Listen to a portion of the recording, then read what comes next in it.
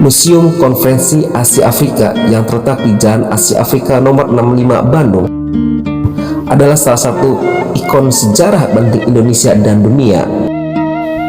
Pembangunan awal 1895, gedung ini awalnya bernama Sovjet Hollandia, dibangun oleh pemerintah Hindia Belanda sebagai klub sosial eksklusif sebagai kalangan elit Eropa, terutama orang Belanda di Bandung.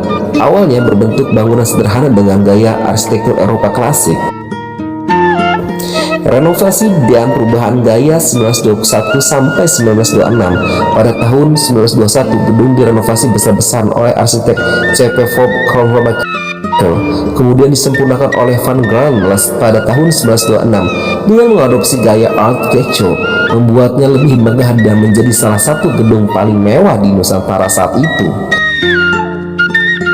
Pada tahun 1940, arsitek A.F. Alberts kembali merenovasi menjadi gaya international style dan berubah fungsi menjadi tempat rekreasi.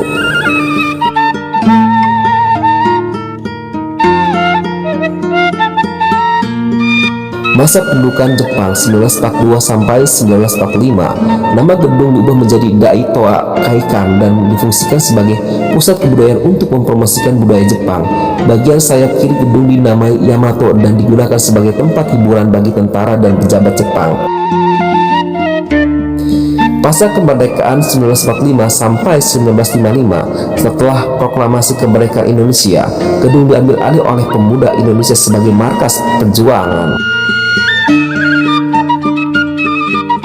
Dia sempat menjadi tempat aktivitas pemerintahan Kota Bandung pada 7 April 1955. Presiden Soekarno resmi mengubah namanya menjadi Gedung Merdeka untuk menyebut Konferensi Asia Afrika.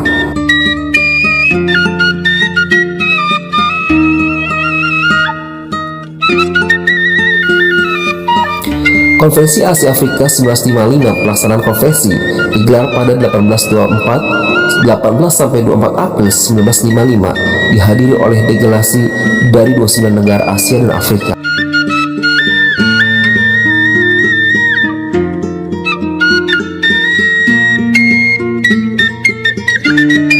Dua tiga negara dari Asia dan 6 negara dari Afrika. Para pemimpin seperti Presiden Soekarno, Perdana Menteri India Jawaharlal Nehru, dan Perdana Menteri Tiongkok Zhou Enlai berkumpul untuk membahas isu kolonialisme, imperialisme, perdamaian dunia, serta kerjasama antara negara baru merdeka di tengah ketegangan Perang Dingin.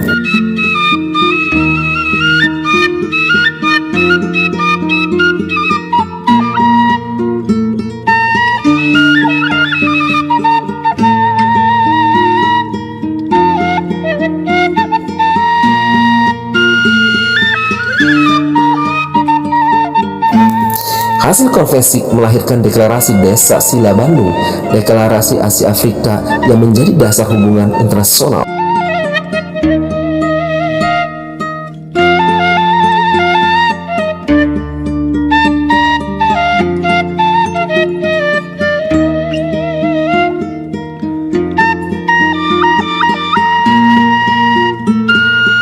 Gerakan non-blok serta semangat solidaritas dunia ketiga.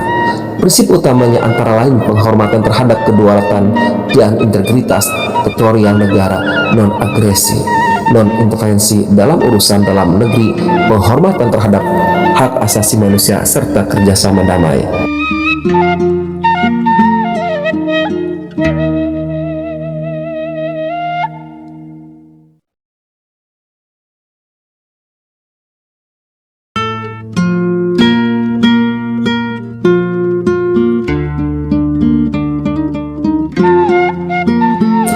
Transformasi menjadi museum.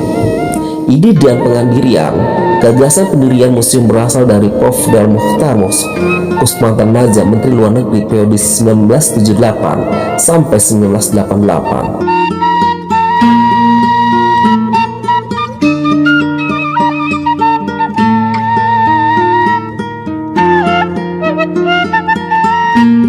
Untuk mengabadikan peristiwa bersejarah Konferensi Asia Afrika dan menjadi sarana edukasi pada tahun 1980 dalam rangka peringatan 25 tahun Konferensi Asia Afrika.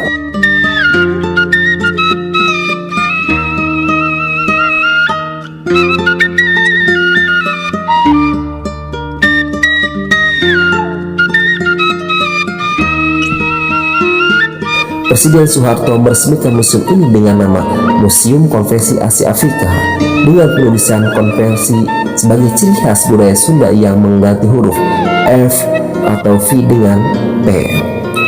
Koleksi dan fasilitas.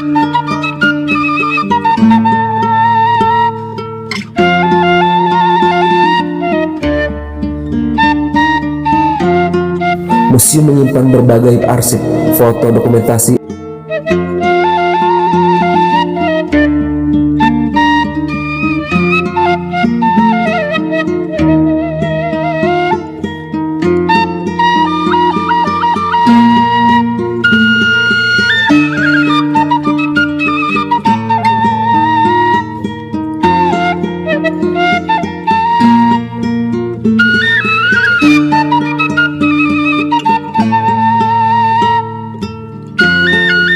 Artefak rekaman video konferensi tahun 1955 serta benda-benda bersejarah terkait perjuangan kemerdekaan negara-negara Asia dan Afrika.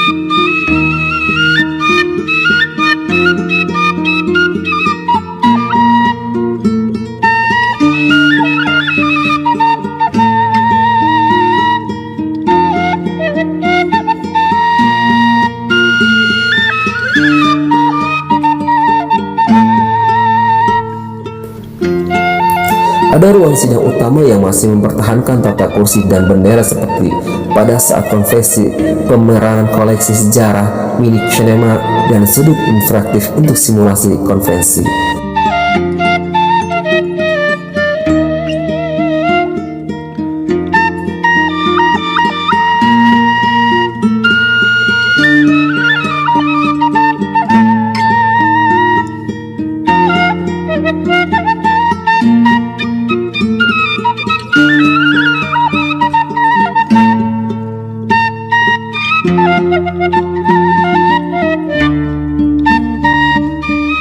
Thank you.